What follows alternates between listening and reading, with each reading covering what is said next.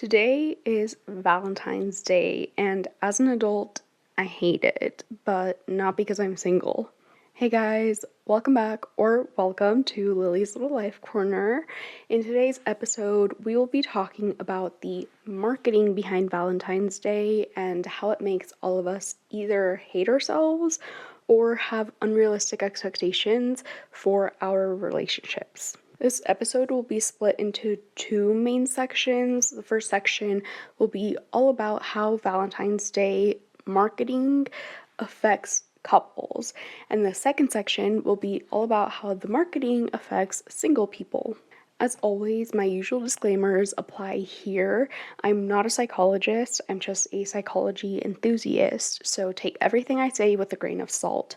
However, as with every episode and every topic I discuss, I do my best to research everything thoroughly, and if you want to read the articles I came across, they are in the description of the YouTube video and the show notes of whichever podcast platform you're using.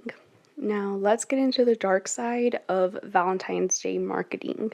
The first question I asked myself when researching this topic was, where did Valentine's Day come from? I promise I will not go on an hour-long lecture explaining every single thing that happened leading up to Valentine's Day, but I think it's fun to go down this path just a little bit, though if you don't care about the history, timestamps will be down below so you can easily skip to the psychology part of this episode. Okay. According to History.com, the origins of St. Valentine's Day are shrouded in mystery. Same with the saint that it's supposedly named after. I was always under the impression that the holiday started out as a Catholic holiday, given that it was celebrating a saint. But if we were to look into all of the saints the Catholic Church recognizes or recognized at a certain point, there are at least 3 different saints named either Valentine or Valentinus that were all martyred at or around the February 14th date. There actually are closer to 30 saints named Valentine or Valentina, but only 2 to 3 of those saints are considered when exploring the origins of St. Valentine's Day because of their supposed martyrdom date. Some people think that the St. Valentine that the holiday was named after was a priest that defied Roman Emperor Claudius II. Basically, according to some people, Claudius II decided to completely outlaw marriage for young men because young men weren't signing up for the military, and St. Valentine publicly opposed it, so he was executed for it.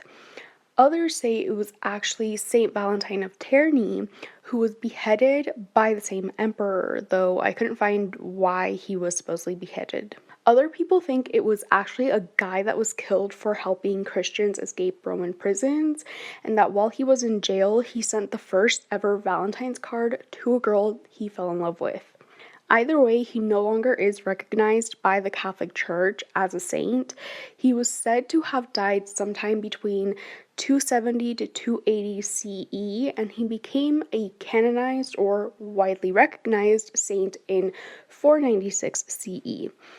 Then in 1969, Pope Paul VI removed him from the general Roman calendar, saying that there wasn't enough reliable evidence to confidently say anything about him, really. However, the Catholic Church still maintains that whoever he was still martyred. So basically, we don't know who he is, but we do know that he was martyred.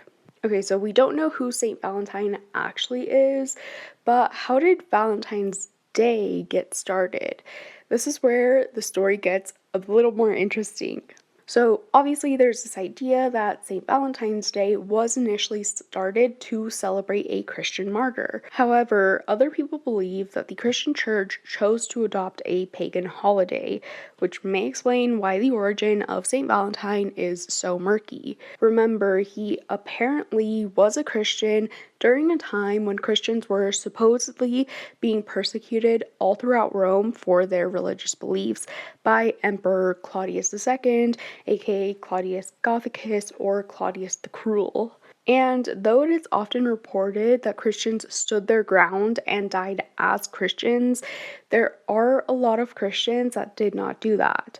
Instead, they adapted to pagan celebrations to both prevent persecution and continue practicing their faith. By the way, as I was doing my research on the history of Valentine's Day, I came across a lot more misconceptions surrounding the persecution of Christians in Rome. I will leave an article linked below that clears up some of these misconceptions, but for example, there is no evidence that Claudius II persecuted anyone for being Christian, nor did Claudius I. We don't actually know what Claudius supposedly killed St. Valentine, or for what reason, for that matter. Anyway, an article written by historian Marco Marina explains that during the rule of Roman Emperor Trajan, circa 112 CE, quote, Christians were in a unique legal position. Their crime was unlike any other. They were, in a sense, outlawed because of their name, Nomen Christianism. However, if they showed reverence to pagan gods, Christians would be released. No other crime in the Roman Empire, murder, stealing, revolt, etc., was like that, end quote. So, given these terms and conditions, a lot of Christians decided to also worship Roman gods and participate in the celebrations for these gods. Which brings us to the other possible origin of Valentine's Day. The pagan celebration of Lupercalia took place on February 15th. Lupercalia was a fertility festival dedicated to both the she-wolf Lupa, who cared for Romulus and Remus, and the Roman god Faunus, god of agriculture. This celebration, according to History.com, so take this with a grain of salt, started off by sacrificing a goat, stripping the goat's hide into strips, dipping the strips in blood, and then using the strips to gently slap women and crop fields. The celebration would end in a romantic little draw where women would put their names in an urn and the young single men would pick a name out of the urn and be paired with that woman for the year. The festival was then outlawed by Pope Gelasius, I hope I'm pronouncing that right, the first in 494 CE. So Valentine's Day has always kind of been romantic. Either a priest was helping young men get married, or a priest sent a love letter, or it was a fertility festival that ended in blind dates. But where did we go from here? If you watched Criminal Minds Season 2, Episode 1, you might recognize this next part. In 1375, poet Geoffrey Chaucer declared St. Valentine's Day as a day of romantic celebration in his poem titled Parliament of Fowls. Chaucer says in this poem, quote, For this was sent on St. Valentine's Day, when every fowl cometh there to choose his mate, end quote. Some sources will tell you that he declared it so because it was widely believed throughout France and England at the time that February 14th was the beginning of mating season for birds. Other sources will tell you that Chaucer and his friend were brainstorming ideas and wrote a poem in which St. Valentine is the patron saint of mating birds and humans. I will link both sources below. As discussed previously, St. Valentine sent a Valentine's card to a girl he fancied while he was in jail. But that's all alleged. Bro's whole existence is alleged. The oldest Valentine that still exists today, and that is not alleged, is a poem that was written by Charles, Duke of Orleans. The streets will tell you that he wrote it and sent it to his wife in 1415 while he was imprisoned in the Tower of London. But I'm actually not sure if he did. He did write poems while he was in prison, but the poem that is said to be the first Valentine might not have been written until after he was released from prison, so after 1443 and before 1465 when he died. Either way, the poem exists. I tried to look into it more but couldn't. However, everything will be linked below for you guys to do your own reading and come to your own conclusion. This whole section can be summarized by a journal article published for the Medieval Academy of America. Author Jack B. Orrock wrote, quote, Not only do we lack information about a literary convention of pre-Chaucerian Valentine poetry, but we are even unsure of the means by which the saint came to be associated with birds, lovers, and the ceremonial choosing of partners or mates on his day, end quote. And then he goes on to say that Catholic records are just no help at all. And you know what? Yeah. In case you're having trouble following along, St. Valentine allegedly sent the first greeting card signed Your Valentine. Geoffrey Chaucer was the first to declare that St. Valentine's Day was a day of romantic celebration in a poem, and Charles, Duke of Orleans, wrote the oldest standing Valentine's poem. Okay, but where does Cupid fit in all of this? Well, Cupid was a Roman god that took inspiration from the Greek god of love, Eros. I'm going to quote directly from the History.com article I came across, so take this whole quote with a grain of salt. Quote, according to the Greek archaic poets, Eros was a handsome immortal who played with the emotions of gods and men, using golden arrows to incite love and leaden ones to sow aversion, end quote. Then, during the Hellenistic period, or from 323 BC to 30 BC, his image completely changed into the one that we now associate with Cupid. So basically, any way you cut it, Valentine's Day has pagan origins. Finally, in the 17th century or the 1600s, this romantic holiday began to be celebrated pretty much all over the Western world. In the 1840s, mass-produced Valentines got their start in the United States thanks to Esther A. Howland. She is known as the Mother of the Valentine. By the early 1900s, printed cards pretty much replaced handwritten cards, and some might say they replaced effort too, but that's neither here nor there. Also, in case anyone is confused about my use of this term, St. Valentine's Day refers to a celebration of the saint by the same name.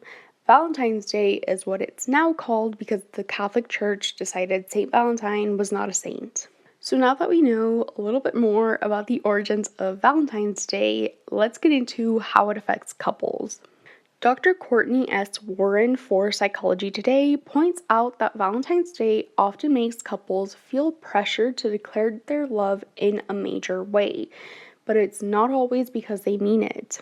An article by the National Retail Federation found that in 2021, Americans spent $21.8 billion on Valentine's Day gifts, and that 53% of consumers had plans to celebrate Valentine's Day in 2022. They also found that shoppers in 2022 were expected to spend $175.41 per person.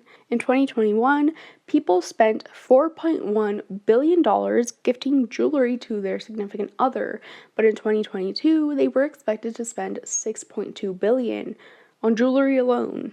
So there's a lot of pressure to make Valentine's Day good for your partner. Not to mention the amount of TikToks that are posted around Valentine's Day. I'm showing some on screen right now. For those listening, they are TikToks of different people going to stores and preparing a Valentine's Day basket for their significant other. Some have a smaller budget, but others don't and are far more extravagant. I want to point out first and foremost that there's nothing wrong with these TikTokers buying things for their significant others. It's a thing that happens and has been happening since the 1600s. But this is kind of what I mean when I say that there's a lot of pressure for couples to make Valentine's Day really, really special. And then that got me thinking, how many people have prematurely told their significant others that they love them? This is a hypothetical, and we'll talk a little bit more about this in the next section, but I do wonder how many people have professed their love on Valentine's Day without actually meaning it. Anyway, Dr. Warren continues in her article and says, quote, the more we feed into the socially reinforced, overly romantic messages about love as a promise to be together forever, only have romantic feelings for one other human, and guarantees about how you will feel, act, and think in the future, the more we perpetuate unrealistic expectations of romantic relationships, end quote. And it's true. It's kind of like what I talked about in my "This Red Dad is both passive and aggressive" episode, but when you're so used to being told that the only love that's worth it is love that is never boring, you're going to have unrealistic expectations. Being told things like, "My heart is all yours, always," or "You're my forever love," is exciting and makes you feel special. Dr. Warren says about this, quote, "Truth be told, most of us love hearing these sweet sentiments from our current flame. They make us feel special, wanted, and adored. But should we? None of these statements actually reflects what a person can honestly promise or say," end quote. Now, you may be thinking, well, duh, it's just cute little things people say. But when the media you consume, be it TikToks, books, or TV shows, sells you a fantasy about romance, your expectations will be really high. And what's going to happen when your partner can't meet those expectations? Well, we don't have to wonder. A study done by the Journal of Scientific Exploration found that the so called Valentine's Day blues actually exist. They say, quote, "New research reveals that the Valentine's Day blues is not an urban myth, but a real form of situational depression. It can affect people of different ages or gender who do not receive gifts, although men seemingly rebound faster than women," end quote. The whole study will be linked below for your reading pleasure, but I'll go through some of the highlights with you guys. This study was done in 2004 and 2,070 people participated. They completed a 34 question survey that asked about how they felt for 4 weeks after Valentine's Day. One of the things that caught my eye while reading through the study was, quote, "For instance, 38% of men contemplate terminating a relationship rather than face the task of choosing a really good gift for their partners," end quote. Another study quoted in this one found that, quote, "Individual motivations for gift giving on Valentine's Day can be based on a confluence of obligation, self interest, and altruism, and that these motivations have deep manifestations in the perceived social power relationship between the genders," end quote. Another thing that caught my eye was that 30 to 40-year-olds felt more social pressures to both receive and give Valentine's Day gifts. These participants felt that if they gifted or were gifted flowers, roses, and candlelit dinners, it sent the message that, quote, "the relationship and the individual's life at this point in time is on track," end quote. And also, quote, "By contrast, not receiving Valentine's Day gifts indicates failure and, especially for women, a running out of time to get it right," end quote. Teens, young adults, and those over 40 did not feel such pressure, though I wonder how different those results would be if a similar survey was conducted nowadays. I'm wondering how much social media has made teens and young adults feel like their time is running out faster than generations that didn't grow up with social media. These researchers also found that, quote, "the symptoms of distress in the women actually appeared to increase over the weeks following the holiday," end quote. And this was in contrast to men who seemed to get over the hurt by the end of the second week after Valentine's Day. So, because Valentine's Day is such a consumerist holiday, and given the state of the economy nowadays, I do have to wonder again what's going to happen when one partner can't buy their significant other a Valentine's Day gift. Obviously, you and I can say, well, Valentine's gifts don't have to be expensive, but as we saw with the study, there's a lot of people that are expecting more than just a $25 gift basket. This is not the conclusion that the researchers came to, but it is a conclusion that I have come to. There seems to be a correlation between the price of a gift and the amount of faith left in the relationship. If you get your significant other a nice little card and some chocolates, your significant other might not have as much faith in the relationship. But if you were to take them out to a nice restaurant, their faith in the relationship would be higher. Again, though, I'm not a researcher, so don't quote me on that, but it makes sense in my mind. I have no evidence for this, so don't take this as factual, but based on what I have seen, based off social media trends, and just what I've seen in my own circle, I'm coming to that conclusion. And just looking through some comments from viral Valentine's Day TikToks, we can kind of see this mentality coming to life. One comment I found reads, "I'm broke. Ugh." I'm going to say this again. There is so much pressure for couples celebrating Valentine's Day. I mean, just take a look at the various different commercials that play leading up to Valentine's Day. I'm playing one on screen right now of a jewelry company that uses certain marketing strategies to sell to their potential customers. As a single woman, watching and reading these things makes me feel like I'm running out of time. I can't imagine how it makes couples feel. And the worst part, I don't think there needs to be any kind of pressure. I think it's all unnecessary. Don't twist my words. I'm not saying that I think romance on Valentine's Day is unnecessary. I'm saying that spending money on Valentine's Day is unnecessary. And personally, I would hate for my partner to feel pressured into buying me something expensive or confessing something to me before they were ready. I would hate to be dating someone only for them to confess their love to me on Valentine's Day because they felt they needed to make Valentine's Day special. I don't want them to confess their love for me if they don't actually mean it, and especially not because the media they consume told them to do so. In fact, I'm not even sure I want to celebrate Valentine's Day. It feels like manufactured panic, and companies profit off of that panic. Unfortunately, though, no matter how much I scream that from the rooftops, my influence comes nowhere near the influence of advertisements. Neuromarketing, persuasion, cognitive dissonance, emotional marketing, among others, are all strategies advertisers use to get you to buy something. This is how we've gone from Geoffrey Chaucer saying that February 14th should be a day to celebrate love to feeling insane amounts of pressure to buy something expensive. Valentine's Day should have never been about buying anything, but in this society we live in, so many people and corporations are much more preoccupied with selling something than the well-being of fellow members of society. Anyway, let's watch one last TikTok together.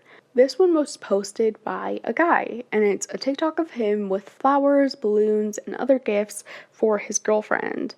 The caption reads, "POV, on my way to ask my girlfriend to be my Valentine after being together since 4th grade." Just to preface, there's nothing wrong with this. I'm not saying there's anything wrong with this. I have nothing against this couple, but I do have to wonder, why do you have to ask your significant other to be your Valentine? Okay, maybe this sounds dumb coming from me, but I am genuinely wondering how many people feel like they have to ask their partner to be their Valentine. I'm sure for this specific couple, asking each other to be their Valentine is a cute little tradition that they've established since their relationship started. But I also, unfortunately, know that there are couples out there that genuinely need to be asked, which doesn't make any sense to me. Granted, I've never been in a relationship, but ever since middle school, I've always wondered what that all was about. Like, if I'm your girlfriend, I'm also gonna be your Valentine? That's like a no shit for me, you know? Like, duh, I'll be your Valentine. Why would you even ask? Is it obvious I'm autistic? No, but on a serious note, one comment under this TikTok caught my attention. It reads, "I wonder what she does for you on Valentine's Day," implying that he, the OP, does a lot more for his girlfriend than his girlfriend does for him. Whatever she does for him, I'm sure it's enough for the guy. I mean, they've been together since the 4th grade. This was such a weirdo comment, but it leads us into the next part of this video. How does Valentine's Day affect single people? This is where I come in, and I'm sure a lot of single people will relate. As I've shared before on previous episodes, nowadays I'm happy being single. I don't feel like there's any value or social worth that I'm missing out on because I'm single. But there have been times where I was desperately longing for a relationship, and every time I passed by the Valentine section at the store, I would always wonder, when is it going to be my time to be in a relationship? Why am I not in a relationship? Is there something wrong with me? Valentine's Day for me was a day of hating myself. And it's really not just Valentine's Day, it's the lead up to. Seeing the decorations at the store change from Christmas to Valentine's Day was very unpleasant for me. Once I turned 18, passing by that section of the store had me reaching for my phone. I wanted to experience what it was like to be in a relationship on Valentine's Day, so I downloaded a dating app. Nothing ever came of it, but I wanted to receive gifts and be told that I was someone's forever. I was someone desperate to be in a relationship, but I became even more desperate on Valentine's Day, especially when I was around others and was witnessing how happy everyone looked while in a relationship. Nowadays, I don't hate myself like I used to, but I do have a grudge against Hallmark and any other company that profits off of Valentine's Day. Nowadays, I get sad for others who are currently hating themselves or feeling sorry for themselves because they're not in a relationship. I read comments like this one that says, "Don't put this on my FYP because I ain't got it like that yet." And this other one that says, "I want to get my man a Coach wallet. I want to get a man." Or this other one that says, "God, I see what you have done for others." And I get sad for these people. I don't get sad because they're expressing that they want a relationship. I get sad because I was once in their shoes and I feel like I know what they're feeling. If you are single and you're currently sad because you aren't in a relationship, I would suggest hanging out with your friends. And if you don't have friends, then make friends. I know it sounds easier said than done, but getting into a relationship is a lot harder than making friends.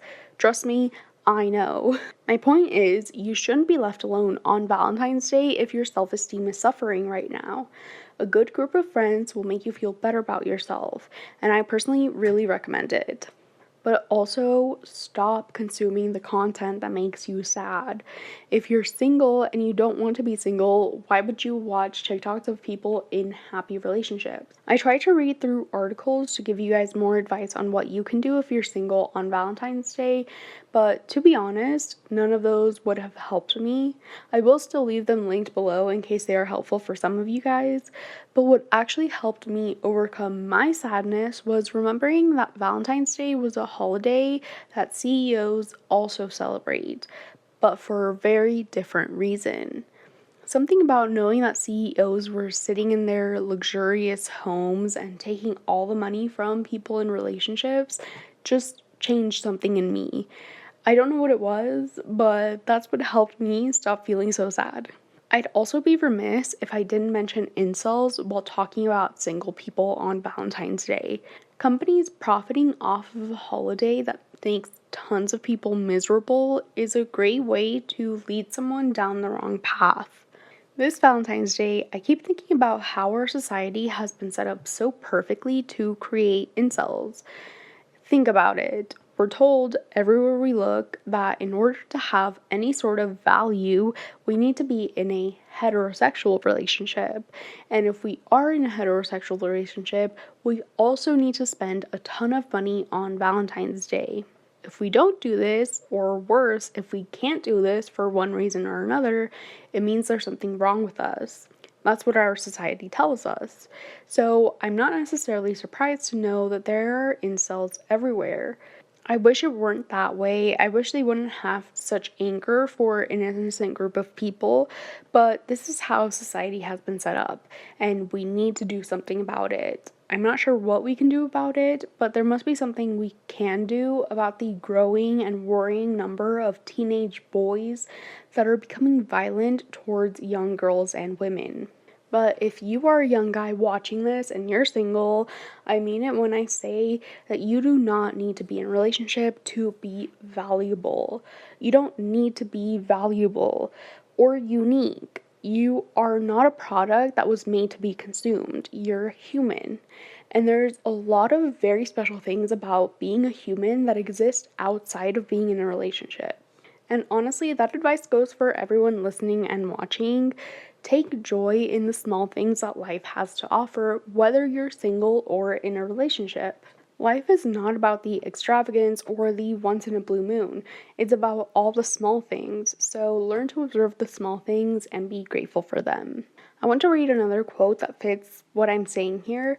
Silva Neves for Psychology Today says, quote, "Some people who feel unsatisfied in their relationships describe Valentine's Day as a truce for their otherwise neglected connections. They believe that a good Valentine's Day soaked in strawberries and champagne and perhaps an expensive gift can keep the relationship going. But what if it was the opposite? What if those occasional grand gestures were actually the problems contributing to the neglected relationship?" Barker and Gabb conducted studies of intimate relationships and found that among the most important ingredients for enduring love in relationships is not the big things, but the everyday small things, how people feel appreciated and wanted, end quote. And I think that applies to a lot of life. Social media, trends, and even books can make us feel like our life is worthless if we're not always happy 24/7. And I think I showed with my last episode that there's no use in using social media as a measure of anything. People lie on social media all the time. The couple on your For You page that's being lovey dovey on your screen is probably arguing when the cameras turn off. It's important to recognize that there's financial motivation behind influencers showing off their happiness and perfect life, and hopefully recognizing that is enough to make you not feel so bad about your own life. Influencers will never show you the truth of their lives, at least not willingly or on purpose, because they won't make money that way. So if you find yourself watching influencers and thinking, God, I wish that were me, I hope you keep that in mind. And I hope I'm making sense. Anyway, with a few of my recent episodes being all about relationships and how relationships can negatively affect you, you might be thinking, wow, Lily really hates romance. But the truth is, I'm a romantic at heart. Every book I write features romance in some way or another. I love romance, but I hate that everywhere we look, romance and the idea that we should be in a relationship to have any sort of value is pushed on us. Sometimes it's detrimental for people to be in a relationship, but the pressure surrounding that loneliness makes these people seek relationships that often turn dysfunctional.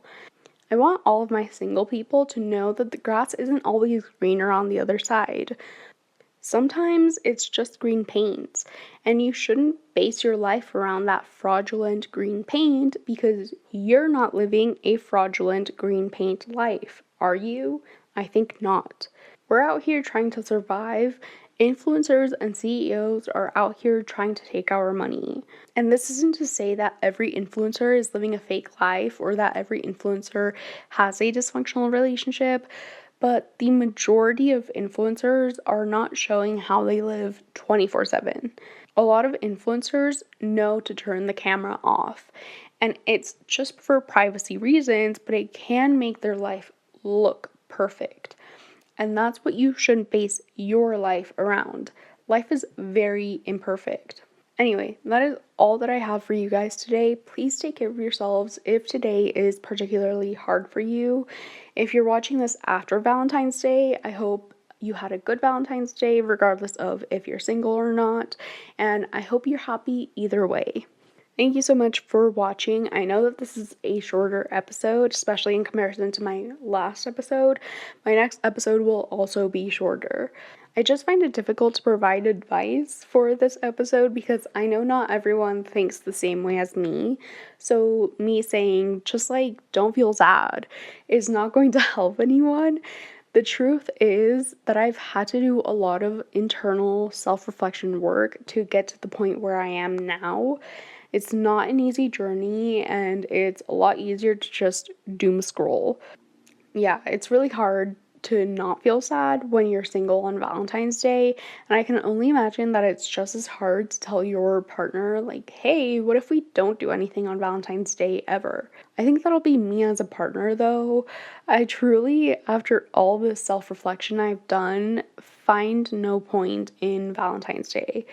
And I actually feel like it might be more detrimental for me to celebrate it. At the very least, I know I'm not going to be the type to go all out for Valentine's Day because it's just weird to me. If anything, I think celebrating the anniversary of when we first met will be more significant for my relationships than celebrating Valentine's Day. Unless, of course, Valentine's Day is the day that we met. or is a day of our anniversary. Like my parents, they celebrate their wedding anniversary on Valentine's Day. So, but anyway, let me know what you guys think about Valentine's Day and how you will be spending it or how you did spend it. And make sure to check out the links in the description and show notes because there's a lot of interesting things in there. I will see you guys next week with a new episode. Bye.